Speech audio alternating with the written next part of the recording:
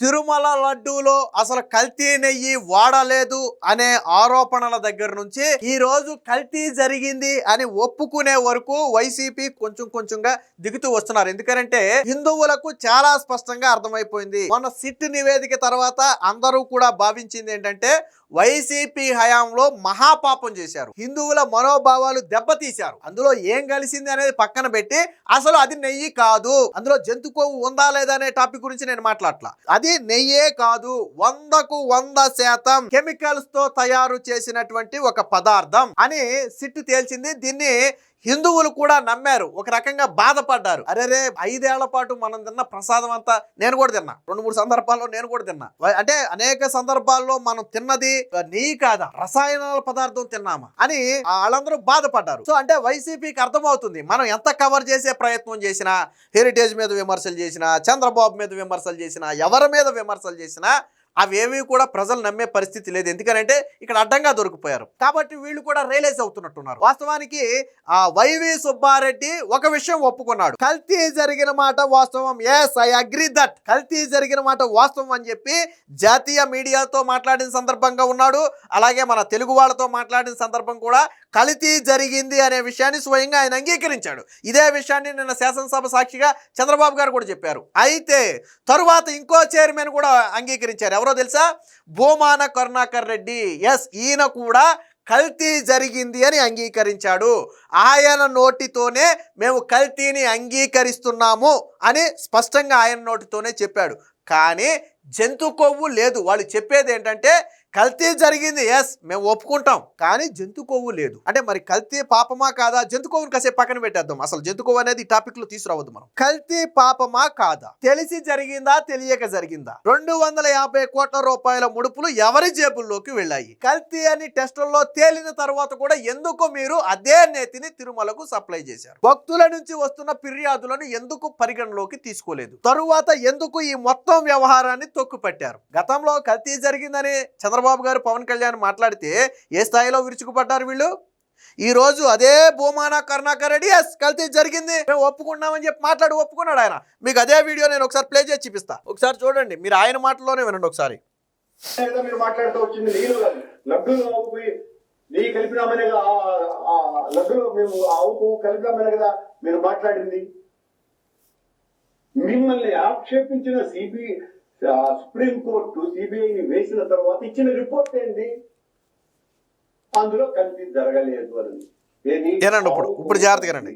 ఆవుకు కలపలేదు అని. కల్తీ జరిగింది అన్నటువంటి విషయాన్ని మేము అంగీకరించకుండా పోయిందేమి లేదే.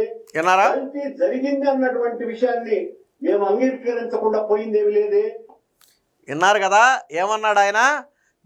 సిట్టు నివేదికలో జంతు కొవ్వు లేదని చెబుతున్నారు కాబట్టి జంతు కొవ్వు లేదు, ఓకే, జంతు కొవ్వు అంశాన్ని మనం పక్కన పెడేద్దాం. ఇప్పుడు ఆయన అన్నదేంటి? కల్తీ జరిగింది అనే అంశాన్ని మేమేమి అంగీకరించకుండా పోయింది లేదే అంటే ఏంటి? ఎస్ మేము అంగీకరిస్తున్నామనే కదా. ఆయన అన్నదేంటి? కల్తీ జరిగిందనే అంశాన్ని మేమేమి అంగీకరించకుండా పోయింది లేదు అన్నారు. మరి జగన్మోహన్ రెడ్డి ఎందుకు ఈ కల్తీ అంశాన్ని అంగీకరించట్లా? అదే జగన్మోహన్ రెడ్డి చెప్పొచ్చు కదా, ఎస్ కెమికల్స్ కలిసాయి తప్పే, జంతు కొవ్వు కలవలేదు, ఓకే అది పక్కన పెట్టు. కెమికల్స్ కలిసాయి, నెయ్యి కల్తీ జరిగింది ఒప్పుకోవచ్చు కదా జగన్మోహన్ రెడ్డి. వీళ్ళ ఎవరైతే టీటీడీలకి చైర్మన్లుగా పనిచేశారో వాళ్ళిద్దరూ ఒప్పుకున్నారు. ఆల్రెడీ వైవి సుబ్బారెడ్డి ఇప్పటికే ఒప్పుకున్నాడు. వైవి సుబ్బారెడ్డిని జాతీయ మీడియాతో క్లియర్ కట్గా ఒప్పుకున్నాడు, ఎస్ ఐ అగ్రీ దట్ అని ఒప్పుకున్నాడు. ఇప్పుడు భూమాన కరుణాకర్ రెడ్డి ఒప్పుకున్నాడు. అంటే ఆ రోజు టీటీడీ చైర్మన్లుగా పనిచేసిన వీళ్లకు నెయ్యి కల్తీ వ్యవహారం తెలుసు, నెయ్యి కల్తీ వ్యవహారం తెలుసు. మరి ఎందుకు ఇప్పుడు కూటమి మీద విమర్శలు ఎందుకు? అంటే జంతు కొవ్వు ఉంది అని గతంలో అన్నారు కాబట్టేనా? ఎస్ వాళ్ళు అన్నారు అంటే ఎన్డీడీబీ నివేదిక స్టిల్ ఈ రోజుకి వాళ్ళు కట్టుబడి ఉన్నారు. ఎన్డీడీబీ నివేదికలో జంతు కొవ్వు కలిసింది, ఎస్ వాల్యూ పూర్తిగా మారిపోయింది, నేతిని ఎస్ వాల్యూలో కొలుస్తారు. అది ఈ రోజుకి వాళ్ళు దానికి స్టిక్ ఆన్ అయి ఉన్నారు. ఇదేమి ఇక్కడితో ఆగలేదు. రేపటి రోజున కూటమి ప్రభుత్వం అంటే రాష్ట్ర ప్రభుత్వం నుంచి గన ఈ సిట్ కేసులో ఇంప్లీడ్ అయితే వాళ్ళు చెప్పే వాదన ఇదే. ఎన్డీడీబీ నివేదికలో జంతు కొవ్వు కలిసిందన్నప్పుడు ఎందుకు ఈ నివేదికను పరిగణలో తీసుకోలేదే అడుగుతారు వాళ్ళు.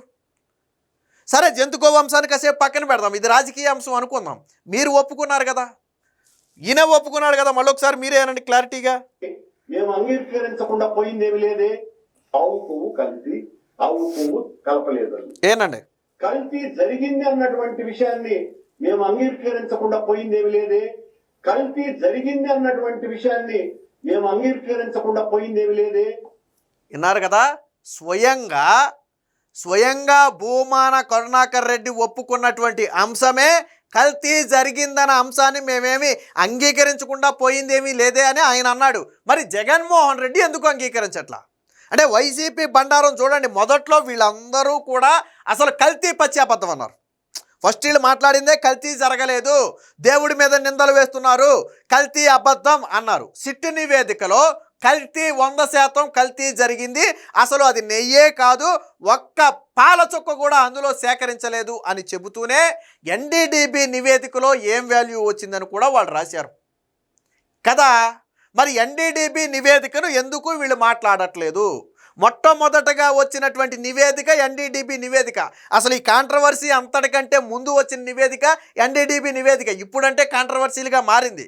అసలు అందులో ఏముందో తేలాలి అని టెస్టులకు పంపినప్పుడు వచ్చినటువంటి నివేదిక ఎన్డీడీబీ నివేదిక. సో అది జెన్యూన్ నివేదిక అసలు. అలాగే సిట్టు కూడా తన నివేదికలో ఎన్డీడీబీ నివేదిక గురించి మెన్షన్ చేసింది. ఎన్డీడీబీ నివేదికలో ఇలా వచ్చిందని రాసింది, సిట్ రాసింది. 35వ పేజీలో చాలా స్పష్టంగా ఉందని నేను అసెంబ్లీ సాక్షిగా చంద్రబాబు గారు చెప్పారు. కానీ జగన్మోహన్ రెడ్డి మాత్రం ఈ పాపాన్ని ఒప్పుకోవట్లా.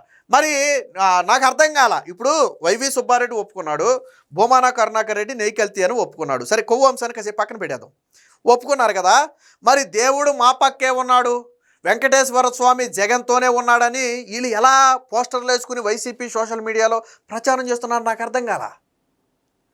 నెయ్యి కల్తీ జరిగిందని ఒప్పుకున్నారు కదా, మరి నెయ్యి కల్తీ జరిగితే దేవుడు మీ పక్క ఎలా ఉన్నాడని నేను అడుగుతున్నా. అంటే కల్తీ చేసినందుకు వెంకటేశ్వర స్వామి మీ పక్క ఉన్నాడా? వీళ్ళే ఒప్పుకున్నారు. కొవ్వు అంశాన్ని కాసేపు పక్కన పెట్టేద్దాం. అసలు కొవ్వు అనేది ఈ టాపిక్లో తీసుకురావద్దు. కల్తీ జరిగింది కదా, మనం కల్తీ గురించే మాట్లాడదాం. ఇది స్వయంగా వీళ్ళే ఒప్పుకున్నారు, కల్తీ గురించి వీళ్ళే ఒప్పుకున్నారు. కొవ్వు లేదు కానీ కల్తీ జరిగింది, ఎస్ ఒప్పుకున్నారు వాళ్ళు.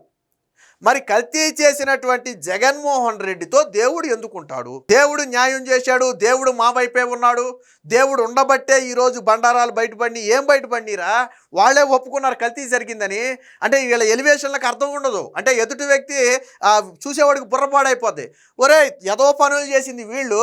5 ఏళ్ల పాటు 20 కోట్ల లడ్డూలు కెమికల్స్తో తయారు చేసి ప్రజల నోట్లో పెట్టి ఈరోజు జగన్మోహన్ రెడ్డి రాముడు, జగన్మోహన్ రెడ్డి దేవుడు, వెంకటేశ్వర స్వామి ఉన్నాడు. వెంకటేశ్వర స్వామి ఉండబట్టే మీకు ప్రతిపక్ష హోదా రాల నేను అనుకోవటం. అయితే నేను కూడా నిజంగానే వెంకటేశ్వర స్వామి ఉన్నాడనే అంటాను. నేను ఎందుకని అంటాను తెలుసా? వైనాట్ 175 అని విర్రవీగిన జగన్మోహన్ రెడ్డికి ప్రతిపక్ష హోదా కూడా ఇవ్వాల. ఎందుకు ఇవ్వలేదంటే నేను అనుకోవటం ఇలాంటి పాపాలే. జగన్మోహన్ రెడ్డి ఓటమిలో ప్రజలతో పాటు దేవుడి పాత్ర కూడా ఉంది. దేవుడే ప్రజల రూపంలో ఓడించాడు, 11 సీట్లకు పరిమితం చేశాడు, ప్రతిపక్ష హోదా ఇవ్వాల. 151 నుంచి 11 సీట్లకు పడిపోయాడు. అంటే 140 సీట్లు కోల్పోయాడు జగన్మోహన్ రెడ్డి 5 ఏళ్ల పాలనలో. మరి వెంకటేశ్వర స్వామి ఉండడా? రాజకీయాల్లో ఇన్ని అంటే 175కి 164 సీట్లు గెలవటం అనేది ఆషామాషి వ్యవహారం కాదు. ఇది ఆషామాషి వ్యవహారం కాదు. ఇది దేశమే మొన్న ఎన్నికల తర్వాత నివ్వెరపోయింది. అరే, 151 సీట్లతో గెలిచిన వ్యక్తి అట్లీస్ట్ ప్రతిపక్ష హోదా లేకుండా ఓడిపోయాడంటే ఎంత దారుణమైన పాలన సాగించాడా ఆంధ్రప్రదేశ్లో? ప్రజలు అంత దారుణంగా చీకొట్టారా అని దేశమే నివ్వెరపోయింది. కాబట్టి వెంకటేశ్వర స్వామి ఉన్నాడు ఖచ్చితంగా. ఎలా ఉన్నాడు అంటే మిమ్మల్ని ఓడించాడు, ఆరోపంలోనే మిమ్మల్ని ఓడించాడు నేను అనుకోవటం. మరి ఎప్పటికైనా విష ప్రచారం మానాలి వైసీపీ. జగన్మోహన్ రెడ్డి కూడా అంగీకరించాలి. మీడియా ముందుకు వచ్చి కొవ్వు సంగతి కాసేపు పక్కన పెట్టి ఎస్ నెయ్యి కల్తీ జరిగిన మాట వాస్తవమే. టీటీడీ చైర్మన్లు, 2 చైర్మన్లు ఒప్పుకున్నప్పుడు జగన్మోహన్ రెడ్డి ఎందుకు ఒప్పుకోడని నేను అడుగుతున్నా. వైసీపీ నాయకులు ఎందుకు ఒప్పుకోరని నేను అడుగుతున్నా. టీటీడీ చైర్మన్లు ఒప్పుకున్నప్పుడు మీరు ఒప్పుకోపోవడానికి ఏముంది? మీ పార్టీకి చెందిన నాయకులు వాళ్ళు, జగన్మోహన్ రెడ్డి చైర్మన్లు చేసిన వ్యక్తులు వాళ్ళే ఒప్పుకున్నప్పుడు జగన్మోహన్ రెడ్డి ఎందుకు ఒప్పుకోడు? సో దీన్ని బట్టి విషయం అర్థమైంది కదా. టీటీడీ లడ్డూలో నెయ్యిలో కల్తీ జరిగిన మాట వాస్తవం.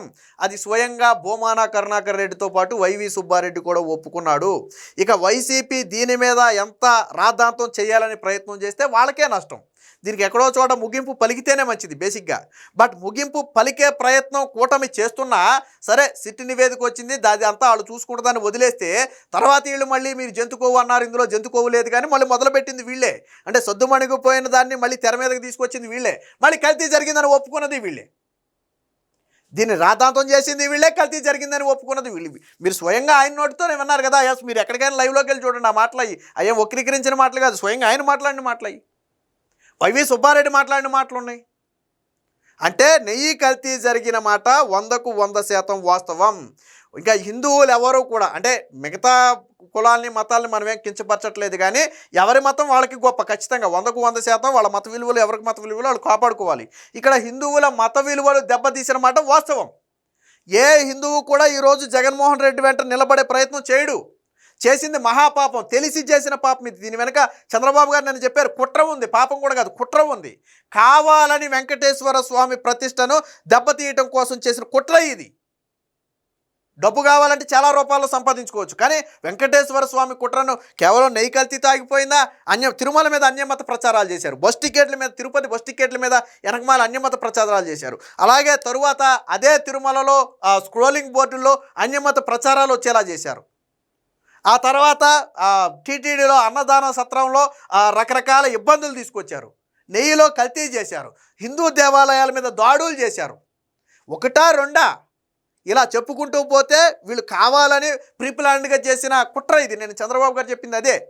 ఏది ఏమైనా మొత్తంగా లడ్డూ వ్యవహారంలో కల్తీ జరిగిందనే మాట అటు టీటీడీ చైర్మన్గా వ్యవహరించినటువంటి వైవి సుబ్బారెడ్డి కావచ్చు, భూమాన కరుణాకర్ రెడ్డి కావచ్చు, వీళ్ళిద్దరూ ఒప్పుకోవడంతో ప్రజలకు కూడా ఒక క్లారిటీ వచ్చింది.